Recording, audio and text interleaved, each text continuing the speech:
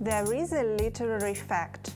Once upon a time, a Russian writer, Anton Chekhov, handed a policeman a parcel. It was a watermelon wrapped into a paper, and he told a policeman that it was a bomb. Another time, when he was a child, he pretended to be a beggar and even got some alms from his own uncle. There is another literary fact. Before Joseph Brodsky became a famous poet, he worked as a miller's helper, as a sailor, as a stoker, and even as an assistant in a morgue. Leo Tolstoy was so devoted to the idea to be honest with his young wife that before the wedding, he gave his 18-year-old newlywed wife his personal diary, where he related his vicious adventures, his debauchery, and turpitude. It was one of the biggest traumas of his wife's life. Mayakovsky, a Soviet poet who was in very bad terms with punctuation and avoided using it as hard as he can. There are so many literary facts about writers, and they all wrote and lived differently. And so for every budding writer, it's crucial to find his own individual way to live, to survive through different experiences, internal and external ones, and to put them on the piece of paper. I started my fiction writing 10 years ago, and it was quite a challenge. I needed to find something unique about me. I come from the Russian region called Caucasus. It became the part of big Russia in 1860s, and it has quite a love-hatred relationship history with Russia. There is a special tradition of writing about this region in Russian literature.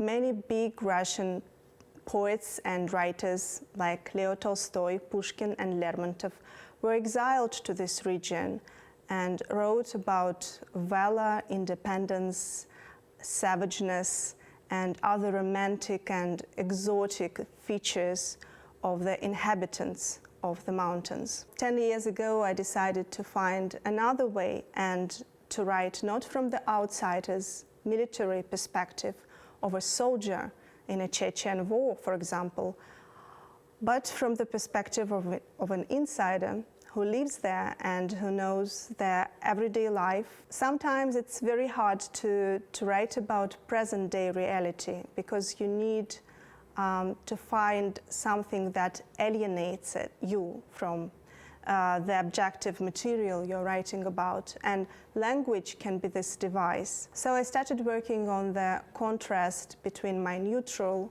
author's narrative and dialogues, colloquial language written in a special, peculiar Russian language. My first long story was about a young boy moving around the town, meeting his peers and elder ones, discussing politics and social problems. And thus I was giving a social background of what was happening in the so-called hotspot of Russia. Russian Caucasus always used to be a place where the traditional lifestyle and modern lifestyle clashes, where there's always some argument and discussion happening between different branches and ideas and ideologies and policies and the perceptions of what is right and what is wrong.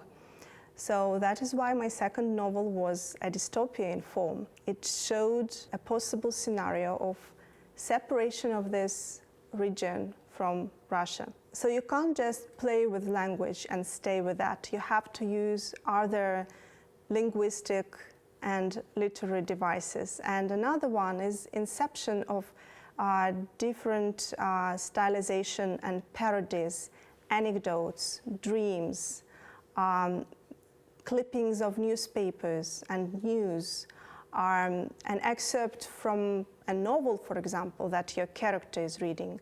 So your text can be made up of different minor subtexts. The world is unstable, and you can use this unstableness as a plot line, as a plot device. You can depend on rumor, on gossip. You can construct the structure of your novel or a story or a long story with unreliable narrators who are giving their own perspectives, and none of them might be true. So a reader has to choose one possible answer, and it all turns into a never-ending game where each reader can offer his own interpretation of the text's ending, for example, of some characters' deeds or actions. And that was what I chose to do in my next novel, which is called Bride and Groom, and which is dedicated to the matrimonial institution of any traditional society. And you know, the whole Russia is quite still traditional and patriarchal in many ways. In this respect, Russian literature comes with its own answers 20 or 30 years later than, for example, nowadays Western literature, though biggest Russian authors are those giants on which shoulders many of world writers are standing now. Our country in some respects is behind of these issues, but it also gives a big advantage to its authors and writers. My novel Bride and Groom was about this clash of worldviews. It was also written from different perspectives, from the male one and from the female one, because you know there is some crisis of writing about today, present day, nowadays agenda in Russia. Most of the nowadays novels are dedicated to our past, to our historical issues, to family sagas, to the history of several generations developing throughout the 20th century. Another trend of the nowadays Russian literature is future, reflecting itself in the form of dystopias and alternative histories and fantasies. And also the boundary between fantastic and realistic literature is becoming very thin and transparent. So ultra-fiction and non-fiction are merging together, are coming into one strange hybrid where you can't even tell where one ends and the other begins. And that is why when I was writing my next novel called Offended Sensibilities, I faced this problem of dealing with contemporariness. Urban landscapes change, news agenda changes, and when you are trying to catch it and to fix it in something which aspires to be a piece of art, it may very well happen to be outdated. So there's a big problem of conserving and maintaining the artistic nature of your text, though writing about something so shifty. That is why language can again be this device that helps you to deal with this contemporariness. And it can copy the real language people use in their everyday life, and that was the path I chose when I just started writing, and this is the path that many of big and contemporary writers choose. Another way is to alienate yourself from the everyday language, to make it artistically lofty, to make it impressionistic, to make it full of metaphors and images. But also there is another approach. You know, this unstableness of life requires different points of view. And one of the ways to present them is showing mass scenes in your fiction. Not just dialogues, but polylogues, orchestra voices, voices that are interrogating, shouting, overlapping each other. The second part of this triangle can be classical dialogue where the characters develop and show their growth. And the tip of the triangle can be just silence. Some writers achieved big tops and peaks of mastership in the art of description and silence and pauses. I have to say that I'm not that good at pauses. I'm more good at dialogues and shouting. So, by the way, famous English novelist Charles Dickens, he used to sleep facing and turning his head to the north. He was sure that it helps to develop his imagination. He also had many other craft tips, very strange ones. For example, after having written 50 lines in a row, he took a gulp of hot water.